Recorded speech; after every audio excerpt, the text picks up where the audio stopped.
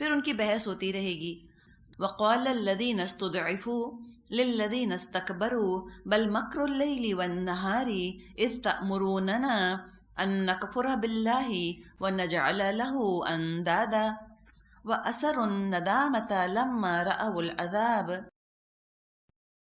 وہ دبے ہوئے لوگ ان بڑے بننے والوں سے کہیں گے نہیں بلکہ شب و روز کی مکاری تھی جب تم ہم سے کہتے تھے کہ ہم اللہ سے کفر کریں اور دوسروں کو اس کا ہمسر ٹھہرائیں.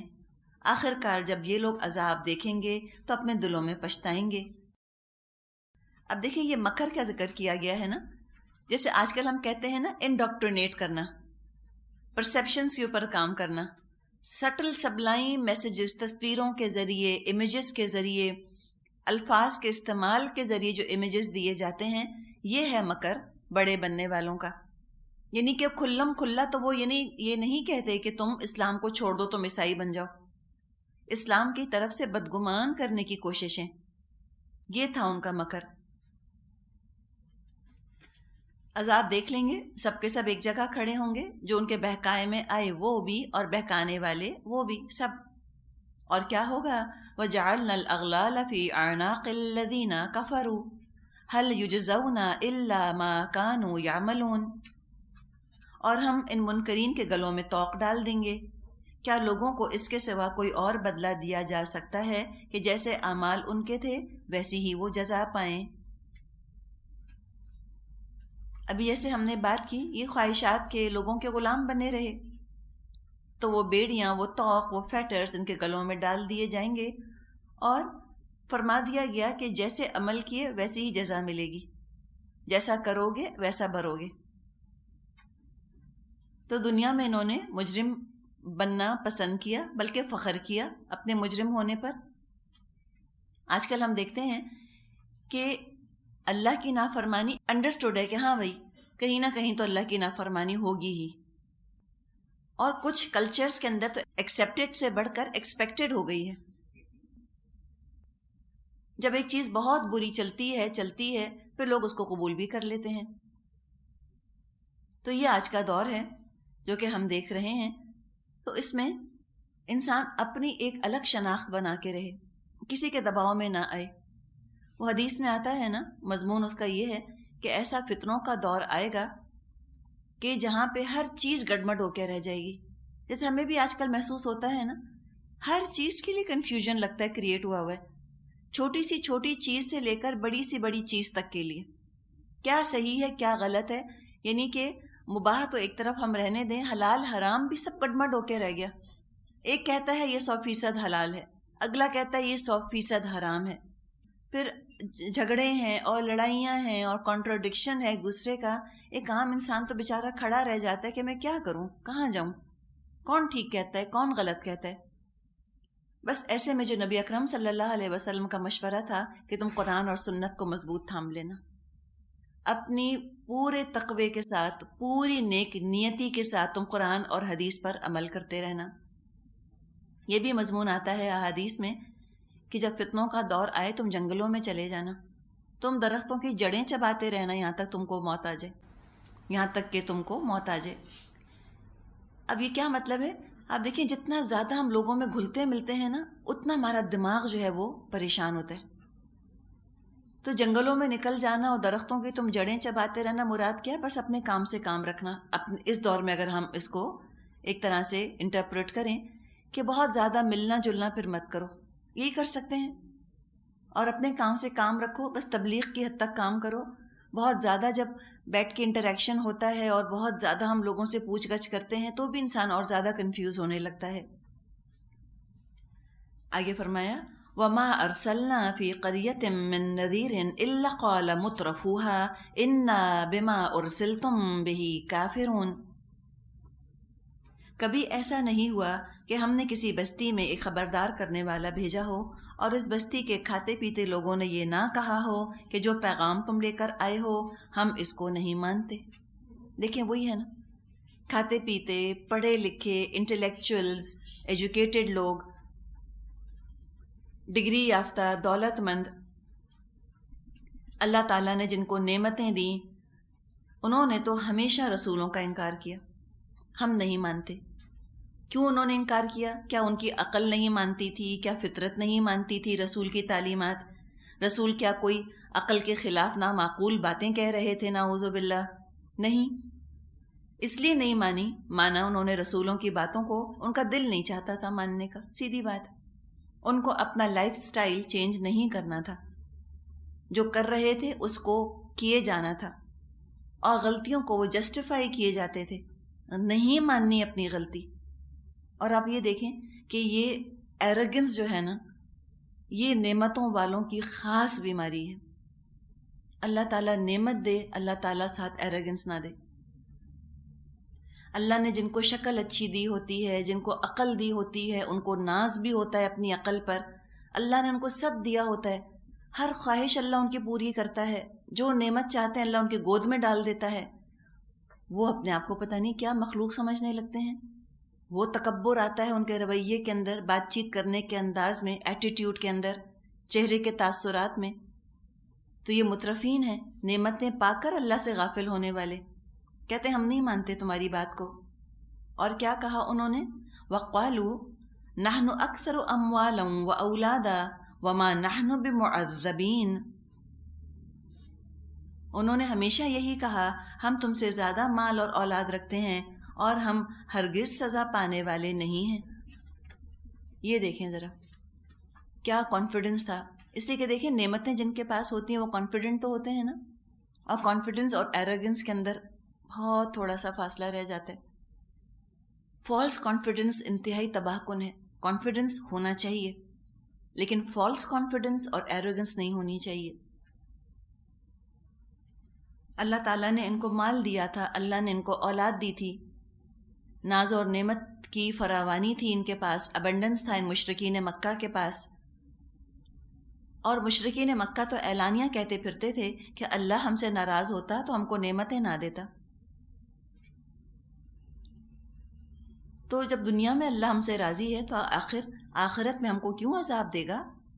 انہوں نے کہا کہ ہم جیسے چاہیں اپنا مال استعمال کریں، جیسے چاہے اپنی اولاد کو ہم پرورش کریں، اللہ تو ہم کو عذاب نہیں دے گا۔ یقین تھا اس بات کا۔ تو جب بے فکر ہو گیا انسان تو پھر اس کو رسول کی بات سننے کی کیا ضرورت؟ یہ تو آخرت میں نجات کی فکر ہے جو انسان کو متوجہ کرتی ہے کسی کی بات سننے پر۔ جو اتنے کمپلیسنٹ ہیں، جو اتنا جن کو یقین ہے کہ ہمیں عذاب نہیں ہوگا، وہ کیوں رجوع کریں گے اللہ کی طرف یا اللہ کے رسول کی طرف؟ وہ اپنے پندار کے اندر بند ہیں، ٹھیک ہے ہم بہت اچھے ہیں، ہمیں کوئی کچھ نہیں کہہ سکتا، نہ دنیا میں ہمارا کوئی کچھ بگاڑ سکتا ہے اور نہ آخرت میں۔ تو ان کا پرسپیکٹو درست کیا جا رہا ہے۔ فرمایا قل ان ربی یبسط الرزق لمن یشاء ویقدر ولکن اکثر الناس لا یعلمون۔ اے نبی صلی اللہ علیہ وسلم ان سے کہیے میرا رب جسے چاہتا ہے کشادہ رزق دیتا ہے اور جسے چاہتا ہے نپا تلا دیتا ہے، لیکن اکثر لوگ اس حقیقت کو جانتے نہیں۔ تو یہ بتایا کہ دیکھو یہ غلط فہمی ہے تمہیں کہ اللہ راضی ہے تو تم کو نعمتیں دے رہا ہے۔ اب پھر آپ دیکھیں یہ نعمتوں کا جو تصور ہے نا، توحید کا تصور نعمتوں کا اور جو مشرکوں کا تصور تھا نعمتوں کا، اس میں کتنا فرق ہے۔ اس پر ہم کئی دفعہ اس پر بات کر چکے ہیں۔ مشرکانہ عقیدہ، مشرکانہ رویہ نعمتوں کے ساتھ یہ تھا کہ دیوی دیوتا راضی جس سے ہوتے ہیں، جس سے دیوی دیوتا خوش ہوتے ہیں، اس کو بہت نعمتیں دیتے ہیں، اور جس سے ناراض ہوتے ہیں اس سے چھین لیتے ہیں۔ قرآن نے بالکل مختلف تصور ہم کو دیا ہے، اور قرآن نے ہم کو یہ بتایا ہے کہ نعمتوں کا ملنا یا نعمتوں کا چھن جانا نہ انعام نہ عذاب، بلکہ نعمتوں کا ملنا بھی امتحان اور نعمتوں کا چھننا بھی امتحان۔ اللہ تو اپنی حکمت کے حساب سے جس کو چاہتا ہے بہت رزق دے دیتا ہے، اور جس کا چاہتا ہے اللہ رزق تنگ کر دیتا ہے۔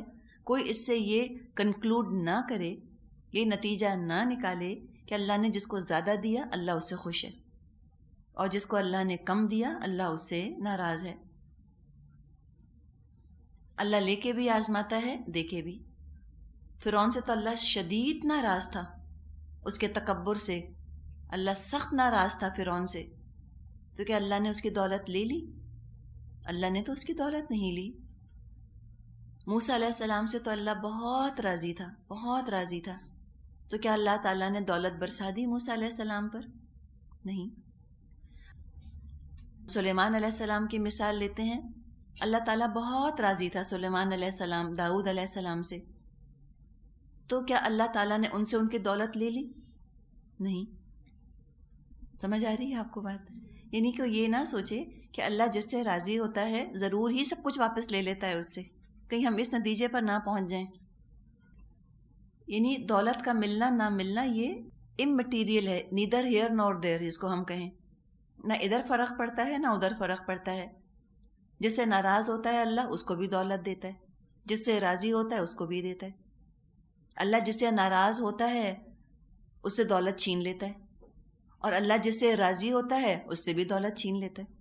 تو یہ کوئی کرائٹیرین نہیں ہے کہ اللہ کیا دے رہا ہے تو ہم جج کر لیں کہ اللہ ناراض ہے یا اللہ خوش ہے، بلکہ اللہ کو راضی کرنے کی انسان کوشش کرے، چاہے نعمتیں ہوں اس کے پاس، چاہے اس کے اوپر کوئی بلا آ جائے۔ اکثر لوگ اس خوش فہمی میں مبتلا رہتے ہیں کہ اللہ ہم سے خوش ہے تو ہمیں دے رہا ہے، اس مائنڈ سیٹ کو درست کیا جا رہا ہے، اور یہ مائنڈ سیٹ آج ہمارے ہاں بھی ٹھک گیا ہمارے دماغوں کے اندر۔ جہاں کوئی مشکل آتی ہے ہم کہتے ہیں پتہ نہیں کیا گناہ ہو گیا جس کی اللہ ہمیں سزا دے رہے، تو ہمیشہ آزمائش کو ہم گناہ کے ساتھ ریلیٹ کرتے ہیں، اور کسی کے پاس اگر دولت دیکھیں کہتے ہیں کیا پتہ نہیں نیکی کی ہے انہوں نے جو ان کو اس کا بدلہ مل رہا ہے۔ تو دنیا تو دارالامتحان ہے نا، دارالجزا نہیں ہے، اللہ تعالیٰ آزماتا ہے۔ آگے فرمایا رکوع نمبر 4 جہاں سے شروع ہو رہا ہے، مضمون چونکہ کنٹینیو ہو رہا ہے نا تو مضمون مکمل کر لیتے ہیں۔ فرمایا وما اموالکم ولا اولادکم باللتی تقربکم عندنا زلفا الا من آمن وعمل صالحا فاولئک لهم جزاء الضعف بما عملوا وهم فی الغرفات آمنون۔ یہ تمہاری دولت اور تمہاری اولاد نہیں ہے جو تمہیں ہم سے قریب کرتی ہے، ہاں مگر جو ایمان لائے اور نیک عمل کرے، یہی لوگ ہیں جن کے لیے ان کے عمل کی دوہری جزا ہے، اور وہ بلند و بالا عمارتوں میں اطمینان سے رہیں گے۔ تو فرمایا کہ اولاد اور مال یہ نہ اپنی ذات سے اچھے ہیں نہ برے ہیں، محض ان کا وجود اللہ سے قریب نہیں کر دیتا کسی کو۔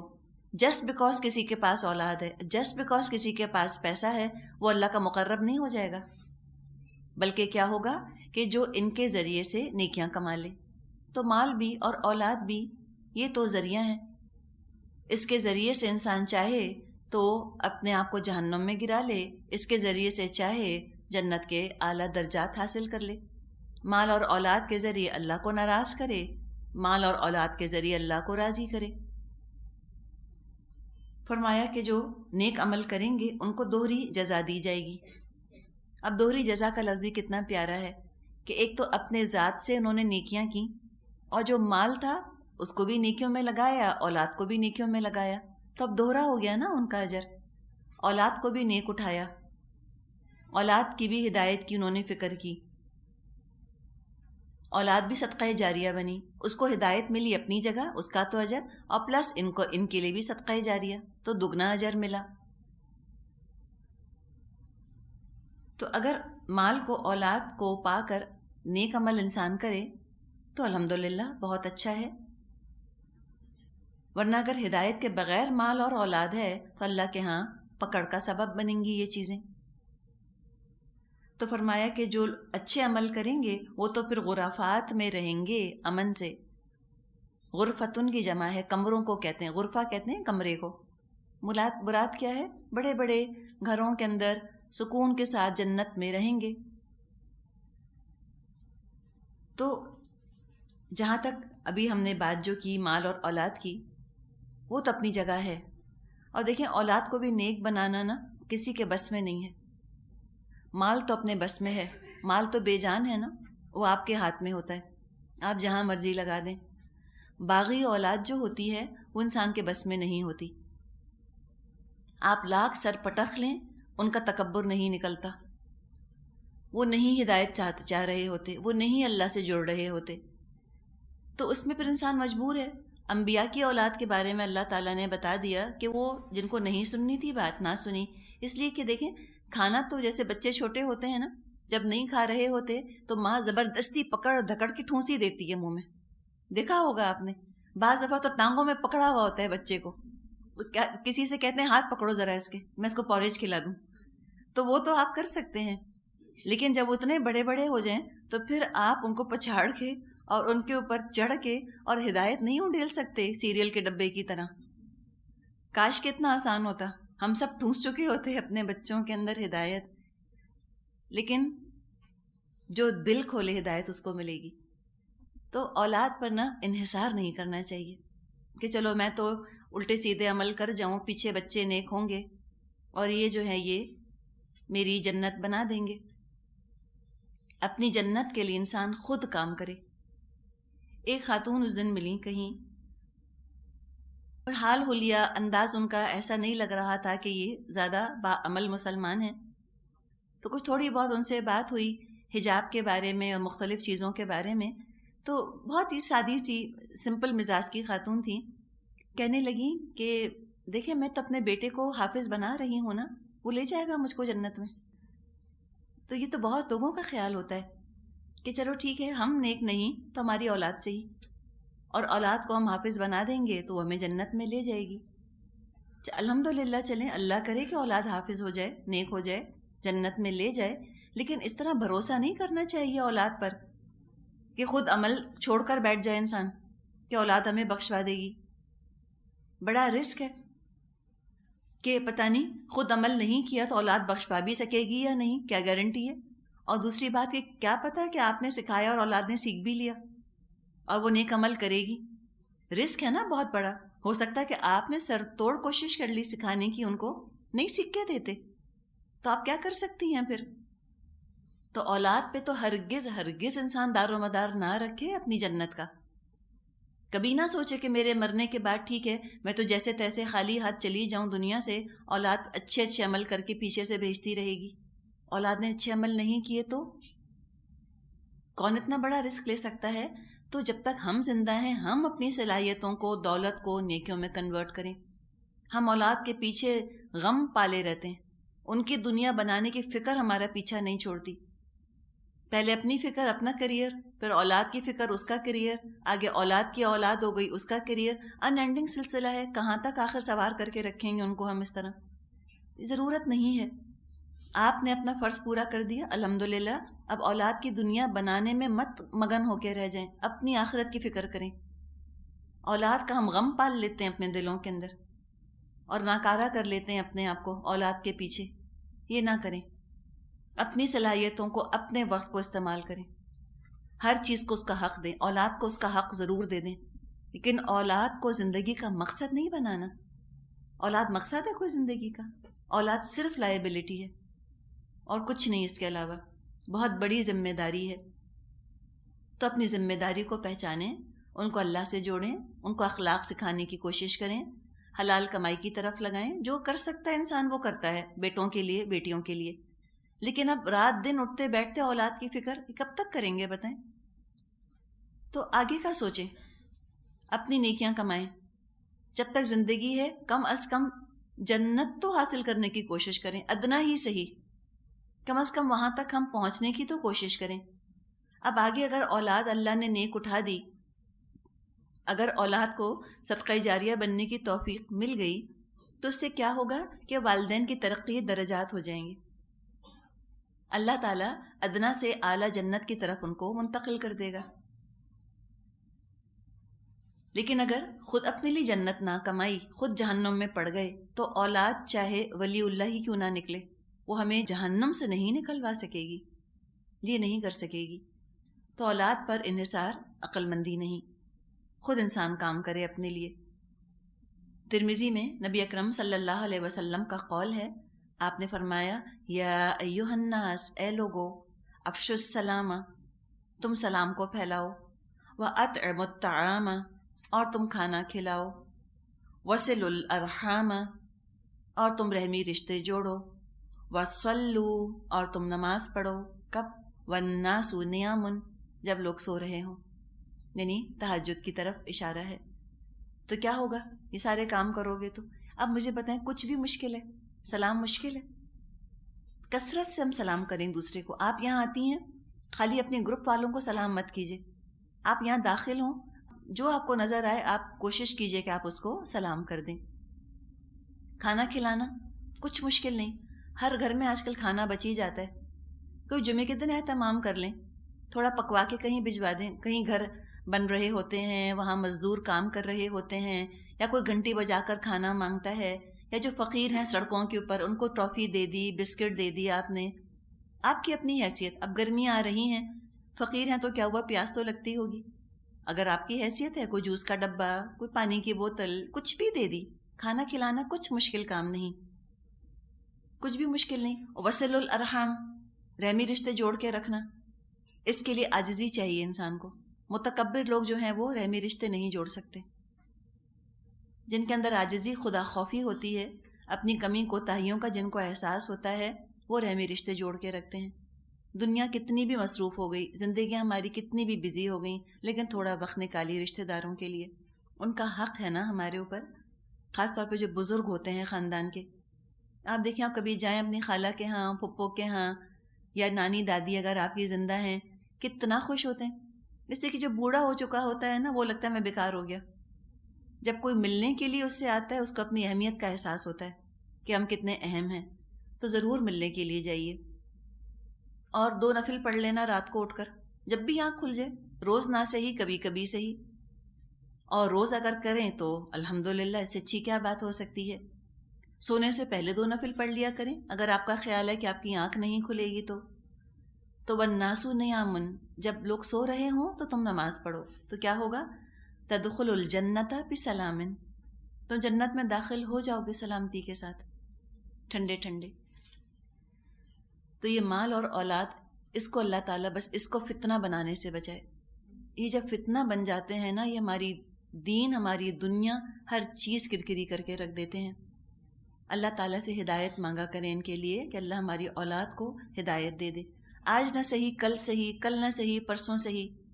کبھی نرمی سے بات کریں، کبھی سختی سے بات کریں، کبھی سمجھائیں. جو کر سکتی ہیں کریں، کبھی گو اپ نہ کریں بچوں پر. 40 سال کا بھی آپ کا بچہ ہو گیا، بیٹی یا بیٹا 50 سال کا بھی ہو گیا، آپ گو اپ نہ کریں. آپ ماں ہیں نا، آج نہیں سمجھیں گے تو کل سمجھ جائیں گے، کل نہیں سمجھیں گے تو پرسوں سمجھ جائیں گے. تو سمجھاتے تو رہنا ہے، ان کو احساس دلاتے رہنا ہے. ان کو ان کے حال پہ نہیں چھوڑنا. کٹ آف کبھی نہ کریں اپنے آپ کو بچوں سے. سلسلہ منقطع نہیں ہونا چاہیے کہ ہم تمہیں کچھ نہیں کہیں گے. نہیں، سمجھانا تو آپ کو ہے. ان کو برا لگے، ان کو اچھا لگے، لیکن آپ کا فرض ہے ان کو بتانا. پھر جنت میں داخل ہونے کا ایک اور طریقہ مسلم میں روایت ہے، نبی اکرم صلی اللہ علیہ وسلم نے فرمایا، تم میں سے جو شخص اچھی طرح پورا وضو کرے، پھر کہے اشہد ان لا الہ الا اللہ وان محمدا عبدہ ورسولہ، اس کے لیے جنت کے 8 دروازے کھول دیے جاتے ہیں. یہ کچھ مشکل ہے کہنا، صرف یاد نہیں رہتا. مسئلہ یہ ہے، جانا تو ہے، ہمیں یاد نہیں رہتا کہ ہمیں جنت میں جانا ہے. ہم اتنا پریشان ہو جاتے ہیں اور اتنا الجھ جاتے ہیں دنیا کے اندر. تو جنت کے 8 دروازے کھول دیے جاتے ہیں اس کے لیے. حدیث میں آتا ہے کہ جنت تمہارے جوتی کے تسمے سے بھی زیادہ قریب ہے. کوئی آؤٹ آف ریچ تھوڑی ہے، امپاسبل تھوڑی ہے جنت حاصل کرنا. Very near. تم حاصل کرنے والے تو بنو، تم ذرا کوشش کر کے تو دیکھو. ہر صورتحال سے تم اپنے لیے جنت کما سکتے ہو، صبر کا، شکر کا، عاجزی کا مظاہرہ کر کے. دوسری طرف فرمایا والذین یسعون فی آیاتنا معاجزین اولئک فی العذاب محضرون. رہے وہ لوگ جو ہماری آیات کو نیچا دکھانے کے لیے دوڑ دھوپ کرتے ہیں، وہ تو عذاب میں مبتلا ہوں گے. وہ تو ہوگا، یہ تو کہہ دیا. دین پر عمل نہیں کرتے، دین کو چھوڑنا کوئی ایلیٹ اور ایجوکیٹڈ اور پروگریسو یا ماڈرن ہونے کی علامت سمجھتے ہیں، تو وہ بھی سوچ لیں. اللہ نے جو زبان ان کو دی، جو عقل دی، جو صلاحیتیں دیں، اس سے نئی نئی حجتیں نکالتے ہیں قرآن کے اور شریعت کے خلاف. دین پر عمل کرنے میں یا تو بے عزتی ہے یا سستی ہے. تو یہ تکبر ہے. ایسوں کی جگہ جنت نہیں ہے. اللہ کی آیات سن کر نہیں جھکتے تو اللہ کا عذاب ان کو توڑے گا، اللہ کا عذاب ان کو جھکا دے گا. تو بہتر ہے کہ دنیا میں انذار سن کر یہ اپنے آپ کو بچانے کی کوشش کریں۔ آیت نمبر 39 فرمایا قل ان ربی یبسط الرزق لمن یشاء من عباده ویقدر له وما انفقتم من شیء فهو یخلفه وهو خیر الرازقین۔ اے نبی صلی اللہ علیہ وسلم ان سے کہیے میرا رب اپنے بندوں میں سے جسے چاہتا ہے کھلا رزق دیتا ہے اور جسے چاہتا ہے نپا تلا دیتا ہے۔ جو کچھ تم خرچ کرتے ہو اس کی جگہ وہی تم کو اور دیتا ہے، اور سب رازقوں سے وہ بہتر رازق ہے۔ اب یہاں پر مال کے فتنے سے نجات حاصل کرنے کی ترکیب ہے جو کہ بتائی جا رہی ہے کہ دینے والا اللہ ہے، لینے والا اللہ ہے، تم فکر مت کرو۔ ہوتا یہ ہے کہ مال اگر ہوتا ہے تو انسان سیکیور فیل کرتا ہے کہ میں محفوظ ہوں، میری ضروریات، میری خواہشات، میری امیدیں پوری ہو جائیں گی مال کی وجہ سے۔ تو جب اس کو اتنا بھروسہ ہونے لگتا ہے مال پر تو رفتہ رفتہ وہ مال دینے والے کو تو بھول جاتا ہے، اور وہ مال پر بھروسہ کر کے ایک طرح سے مال کو معبود بنا لیتا ہے۔ پیسے سے جدائی اس کو برداشت نہیں ہوتی، پیسے کا کم ہو جانا اس کو خوف دلاتا رہتا ہے، پیسہ کم نہ ہو جائے، اور ختم ہو جانے کے ڈر سے انسان اللہ کی راہ میں خرچ نہیں کرتا۔ تو یہاں بتایا جا رہا ہے کہ دینے والا اللہ ہے، پیسہ نہیں کھلاتا، اللہ کھلاتا ہے، خواہشات پیسہ نہیں پوری کرتا، اللہ پوری کرتا ہے، تمہاری امیدیں، تمہاری آرزویں اللہ پوری کرتا ہے۔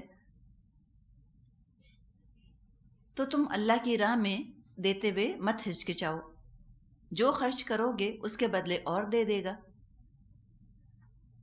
کیا کرے گا؟ فَهُوَ يُخْلِفُهُ، اس کو ریپلیس کر دے گا۔ تو اپنی توانائی تم خرچ کرو اللہ کی راہ میں، تو تم دیکھنا پھر کہ تمہارے اندر اور طاقت اور توانائی آئے گی، وہ ریپلیس ہو جائے گی۔ کتنا بھی انسان تھکا ہوا ہو، ہم جب سو کر صبح اٹھتے ہیں تو فریش ہو جاتے ہیں نا، تو الحمدللہ تھک تو سبھی رہے ہیں، کون نہیں تھکتا؟ کوئی دنیا کے لیے تھکتا ہے اور کوئی دین کے لیے تھکتا ہے، لیکن جو دنیا کی تھکنے کی تھکن ہوتی ہے اس میں انسان کو غصہ آتا ہے زیادہ، اور اللہ کے دین کے لیے جو تھکتا ہے تو فرحت کا احساس ہوتا ہے، سیٹسفیکشن کا انسان کو احساس ہوتا ہے۔ تو تم خرچ کرتے ہوئے مت ڈرو۔ رزق کو آپ جنرل معنوں میں بھی لے سکتی ہیں، ہم نے تو ایک پیسے کی بات کی اس لیے کہ پیچھے مال کا ذکر آیا تھا، یہاں رزق کا ذکر آیا ہے۔ تو اللہ ہی کے پاس ہر چیز کے خزانے ہیں، صحت کے، وقت کے، صلاحیت کے، دولت کے، ہر چیز کے۔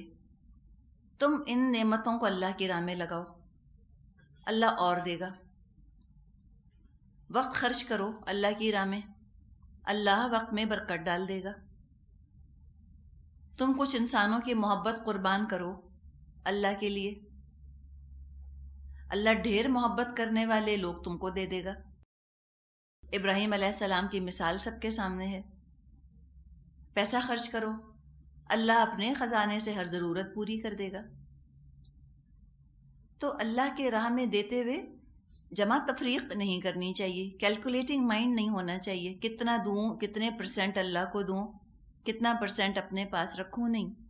جو اپرچونٹی موقع ملے لگائیں اللہ کے لیے، اللہ تعالیٰ انشاءاللہ کوئی کمی نہیں ہونے دے گا۔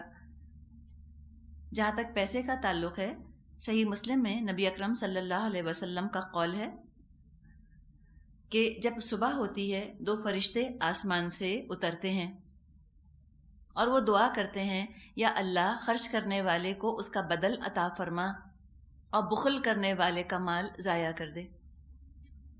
ایک اور حدیث میں آتا ہے انفق علیک،